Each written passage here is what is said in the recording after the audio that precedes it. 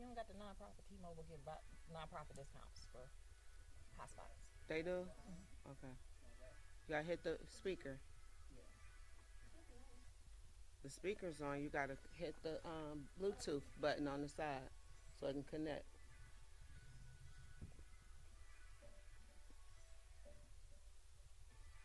Said I look stress free. No, I'm serious. From the last time you Uh-huh. was here, Uh-huh. Okay. All right. I'm probably more stressed now, but I'm glad I don't look like it. you don't. I promise you. The vibrance, and people never know if you're Mm-hmm. stressed out because you Mm-hmm. don't carry it. Yeah. I look with You cancer. don't You learn carry how it. to hide a lot. Yep. Just because I feel the way don't mean I gotta You look don't that way. care. Your health is good. Yeah. Good. Yeah. Doing good. How about you? All my scans and everything was clear. He did everything. Mm-hmm. He did CT, Yeah. I like those numbers. MRI. So we're gonna look right here. Check 1 1 2 1 2. Look at the phones. Hmm. Look at the phones or the camera. Kind of both of them going the same way.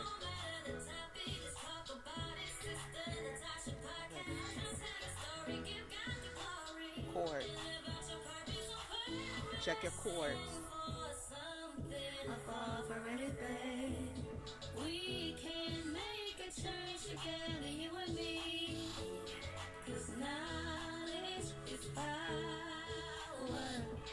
In this Comfortable. let's make the choice, yeah, to lift up our voices and speak up, speak out, speak loud, speak now. Speak up, speak out, speak loud, speak now. Speak up, speak out, speak loud, speak now. Yeah.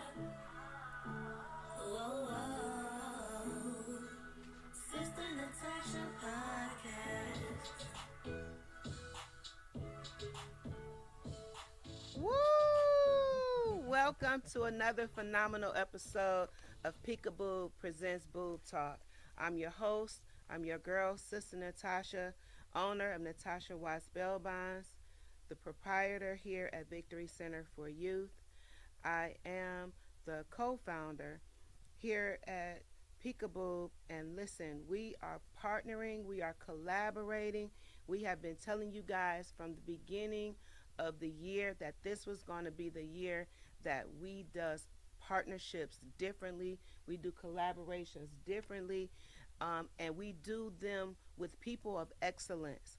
So I want to welcome again to the Sister Natasha podcast and Boob Talk my sister, my girlfriend, Sherri White, founder of My Sister's Keeper. Welcome to the podcast Thank you again. for having me again. Listen, and the reason she's back because she's not. She was at the podcast before, but now she's at Boob Talk, and we get a chance to talk about our passion. Yes. And our passion for breast cancer survivors, all cancer survivors. But Sherri is deep into the community of resources, availability, information. So today we're just talking and sharing with you guys about what's upcoming, what's going on. I want to read a portion of her bio because some of you guys may are just being introduced to her for the very first time.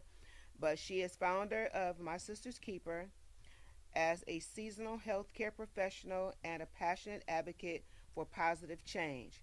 Sherri White has dedicated her career to transforming the healthcare landscape and empowering patients through her role as an operations manager, still at Metro Health.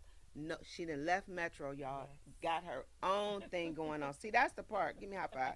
Maybe we getting away from these corporations because she also is a quality improvement advisor at Virginia Cardiac Services Quality Initiative Care. So let me tell y'all something. Let me tell you how I met Sherri.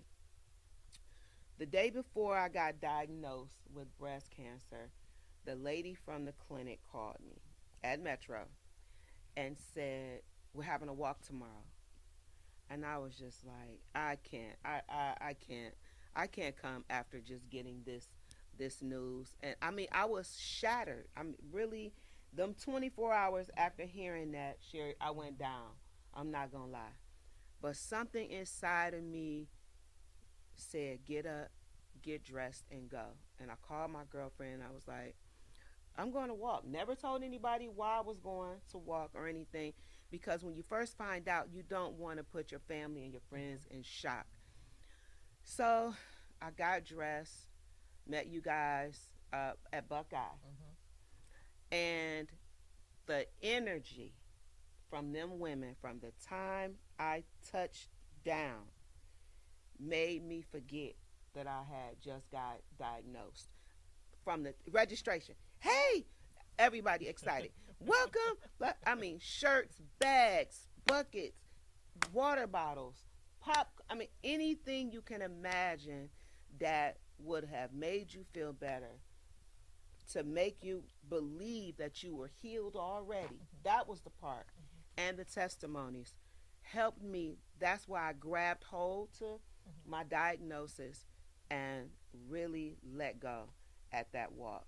And then at the end of the, found out I was, whose face was splattered on y'all's flyer but mine. I said, now how did I get my picture on there? But I just want to tell you, thank you, that the work that you're doing is phenomenal. It is uplifting, and women are still talking about it today. So tell us what my sister's keeper got going on. Let us know. I already said that you look stress-free when you came in, so you got to keep that up. Right. Yes. Tell us what's going on in the community. So what's going on in the community? So right now we are working and planning for our Pretty in Pink Gala. So traditionally in the past 2 years, this is our third year. We transformed it from a fashion show to a gala this year. Okay.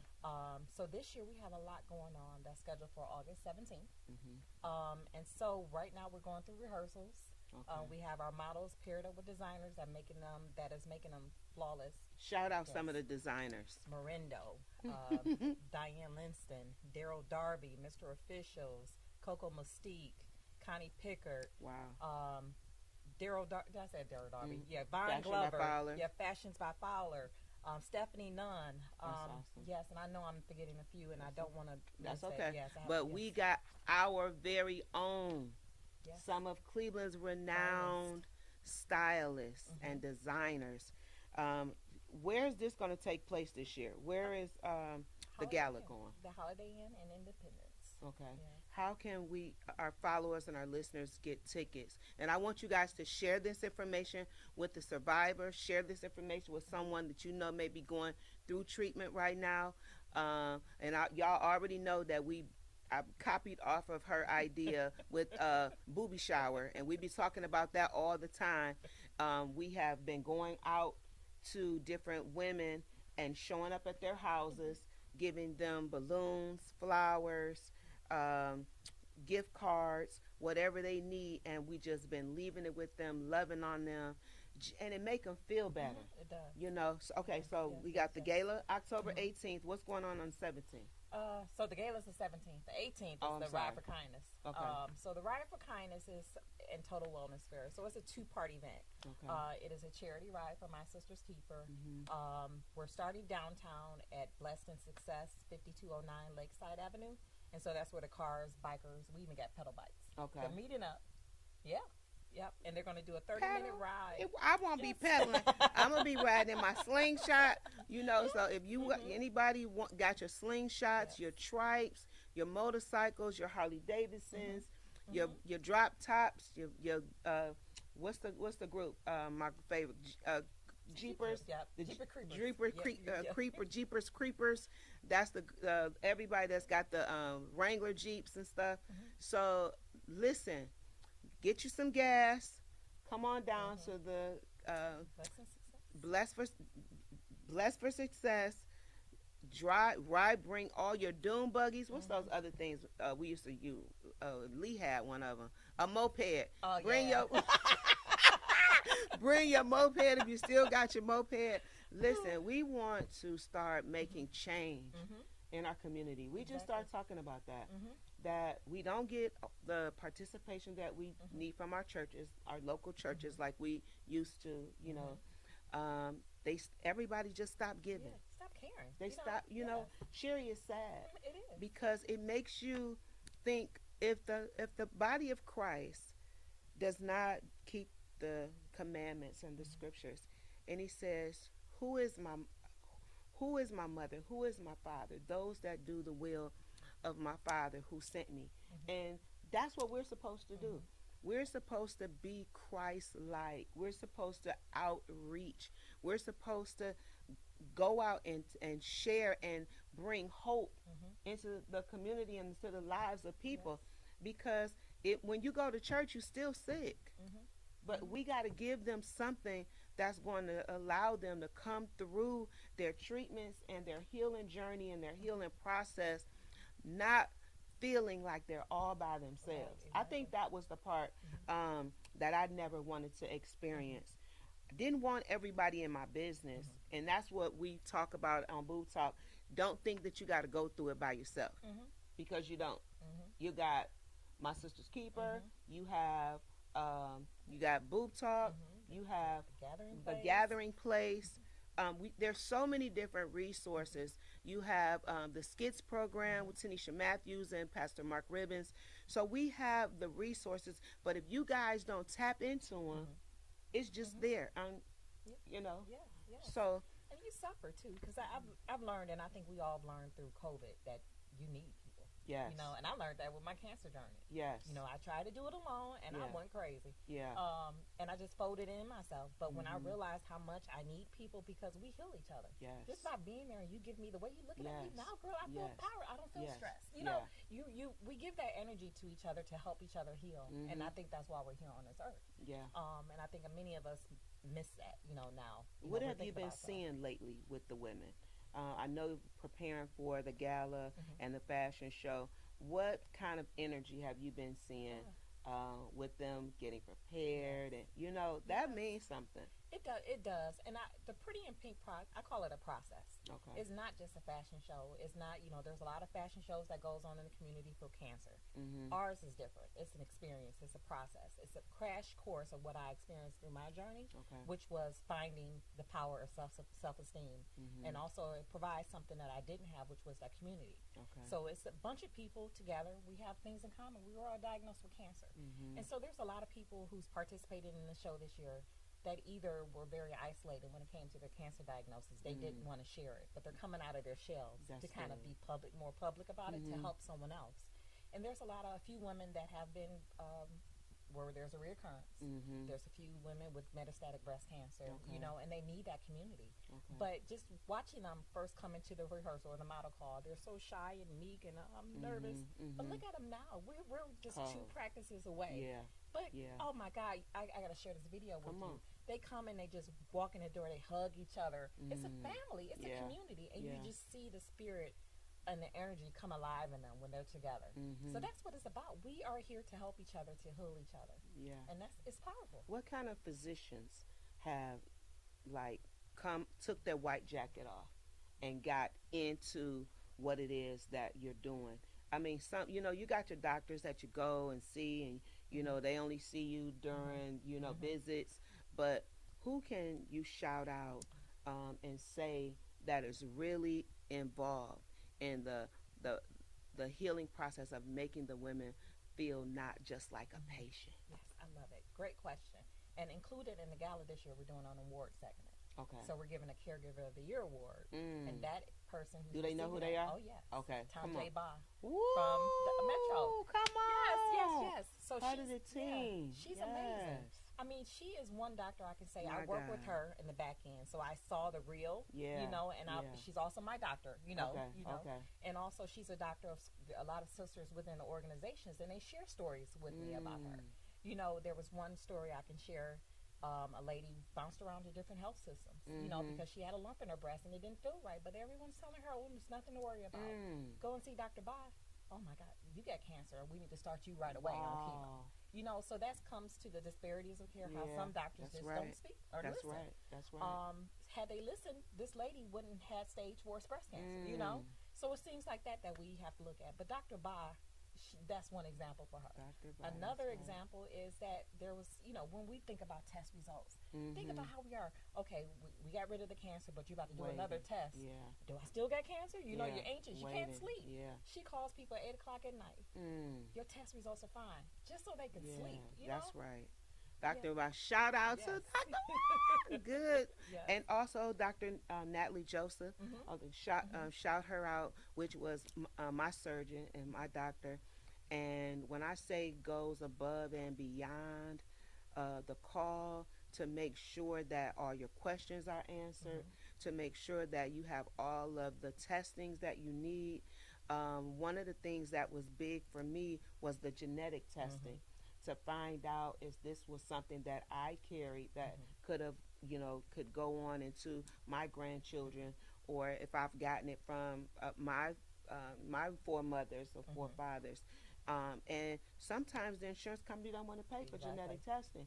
And I got to say this, some of our physicians know how to be creative to get the insurance companies to pay for some of these testings. And that's big. A lot of times people are turned away from physicians because of their type of insurance. We mentioned that the last time you were here.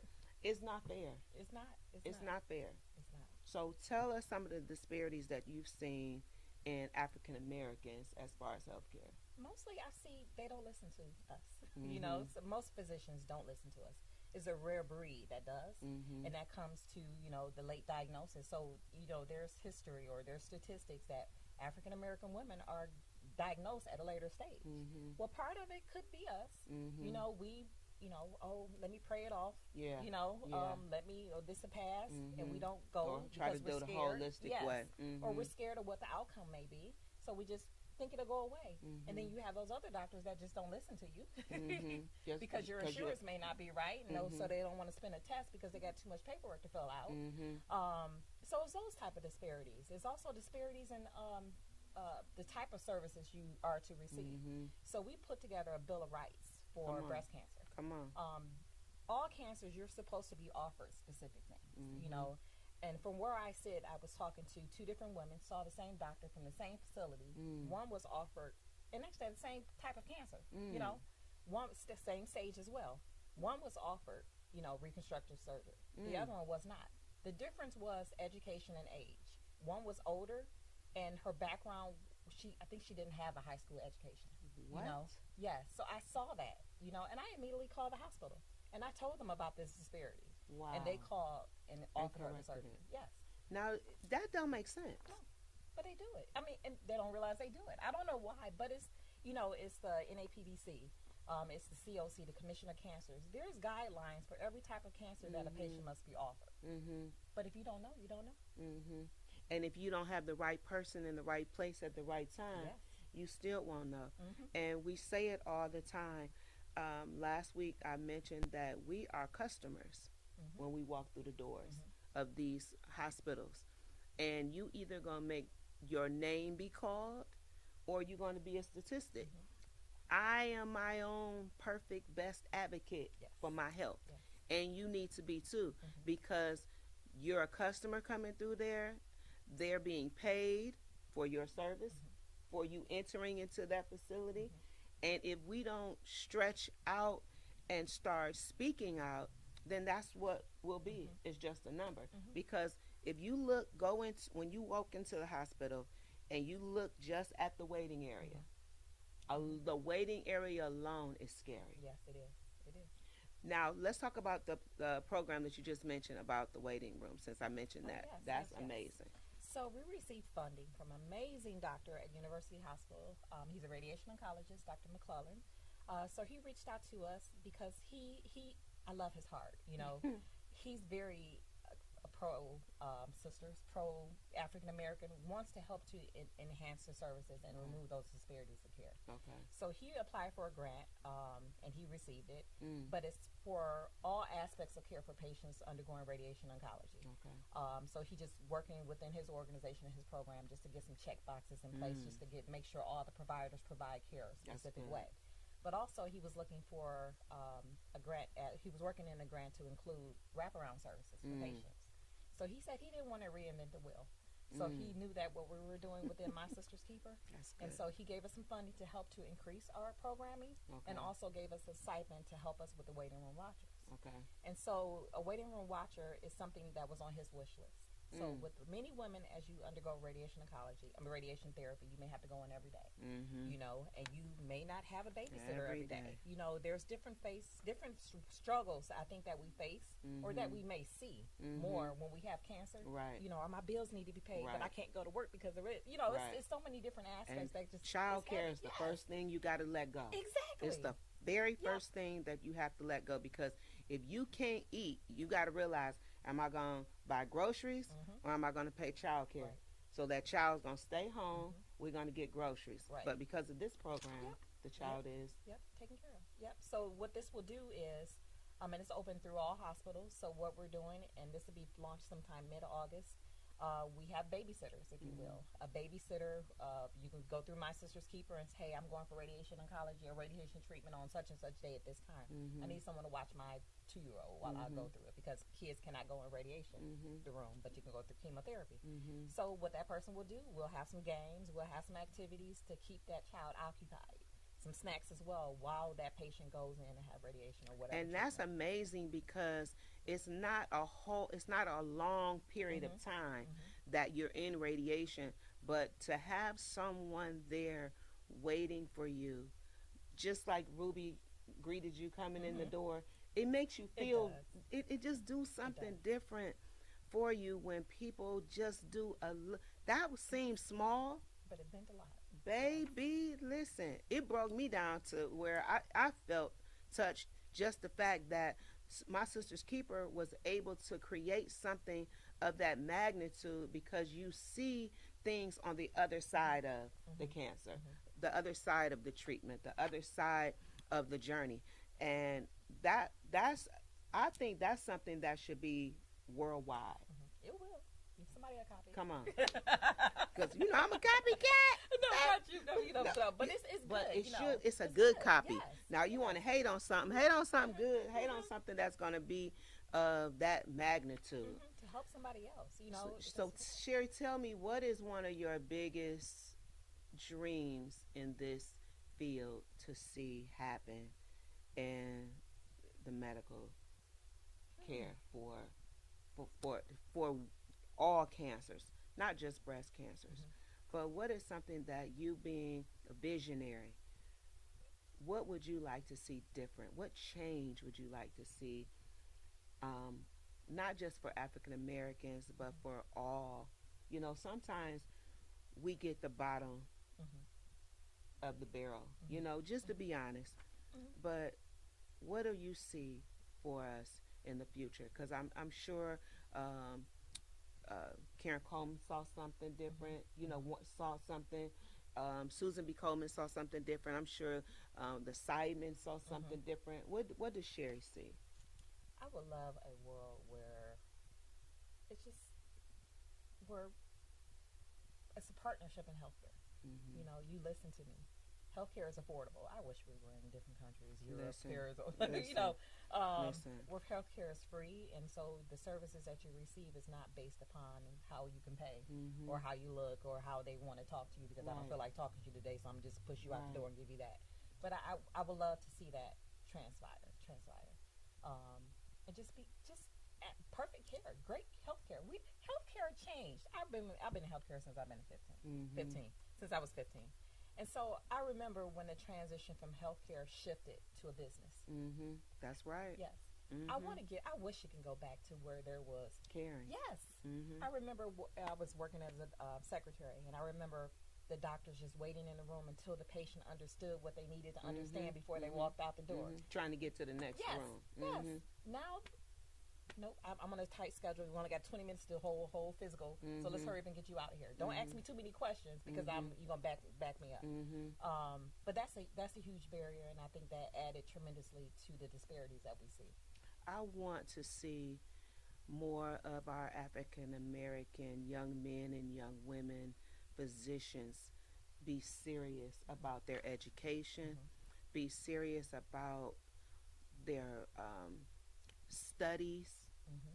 That Yes. if you want to be a doctor, you it's a lot of work, but you're worth it. Yes, indeed. We need so many more medical physicians.